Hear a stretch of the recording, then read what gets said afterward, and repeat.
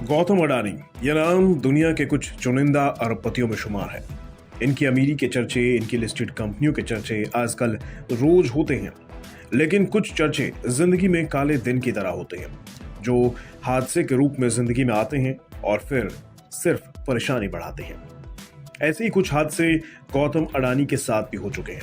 बल्कि यूं कहिए कि गौतम अडानी एक नहीं बल्कि 2 बार मौत के मुंह से निकलकर बाहर आ चुके हैं। क्या आपको पता है उन हादसों का सच? नहीं पता तो चलिए आज साथ मिलकर जानते हैं। 1 जनवरी 1998 इस तारीख को लोगों ने नए साल के रूप में जमकर मनाया होगा, लेकिन ये दिन गौतम अडानी के लिए आम दिनों जैसा नहीं था।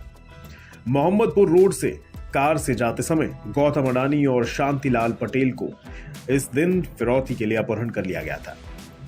तब इस अपहरण के चलते 9 अभियुक्तों के खिलाफ मामला भी दर्ज हुआ था। गौतम अडानी और शांतिलाल पटेल को छोड़ने के लिए तब 15 करोड़ रुपए की रकम मांगी गई थी।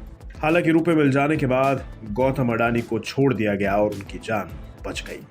तब गौतम अडानी के अपहरण का आरोप मशहूर गैंगस्टर फजल उर रहमान उर्फ फजलुर रहमान पर लगा था। एक जमाने में दाऊद इब्राहिम के टक्कर का रंगदार और गैंगस्टर माना जाता था फजलुर रहमान। फिरौती, अपहरण, लूट और हत्या के मामलों में आरोपी फजलुर से तब कारोबारी कांपा करते थे। वो 90 के दशक में और 2000 की शुरुआत में काफी सक्रिय था। हालांकि अब वो जेल में बैठकर अलग अलग थानों में कई मामलों का सामना कर रहा है। उसके बाद अडानी के जीवन में दूसरी घटना घटी 2008 में, जब 26 नवंबर को आतंकवादियों ने मुंबई पर टेरर अटैक किया। अडानी उस रात ताज होटल के वेदरक्राफ्ट रेस्टोरेंट में दुबई पोर्ट के सीईओ मोहम्मद शारिफ के साथ डिनर कर रहे थे। उसी दौरान आतंकवादी धुआंधार फायरिंग करते हुए होटल में घुस गए थे। अडानी ने देख लिया कि आतंकवादी स्विमिंग पूल के रास्ते और लिफ्ट की ओर फायरिंग करते हुए ओल्ड विंग की ओर बढ़ रहे थे। इसी दौरान होटल स्टाफ ने फुर्ती दिखाई और अडानी और दूसरे लोगों को बेसमेंट में पहुंचा दिया।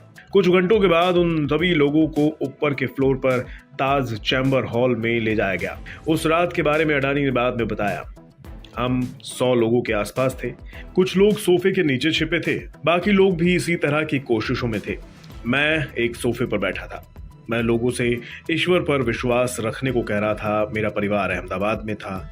मैं उनसे बीच बीच में बात भी कर रहा था। मेरा ड्राइवर और कमांडो होटल के बाहर कार में थे। अडानी ने वो पूरी रात ताज होटल के बेसमेंट और चैम्बर हॉल में बिताई। बाद में जब सुरक्षा बलों ने आतंकवादियों पर काबू पा लिया, तब अगले दिन सुबह 8:45 बजे सभी लोगों को होटल के पिछले दरवाजे से बाहर निकाल लिया गया। 27 नवंबर को अपने प्राइवेट विमान से अहमदाबाद एयरपोर्ट पहुंचने पर अडानी ने कहा कि मौत मेरे सामने बस 15 फुट की दूरी पर थी। आज गौतम अडानी दुनिया के उस मुकाम पर है जहां शायद हर कोई नहीं पहुंच सकता।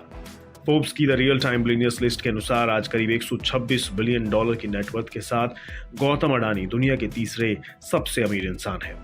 और ये सब उन्होंने इन विपरीत परिस्थितियों से ऊपर उठकर हासिल किया है। लोगों के जीवन में परेशानियां बहुत आती हैं, लेकिन गौतम अडानी से विपरीत परिस्थितियों से उठकर भी कामयाबी को कैसे हासिल करा जाए, ये सीखा जा सकता है।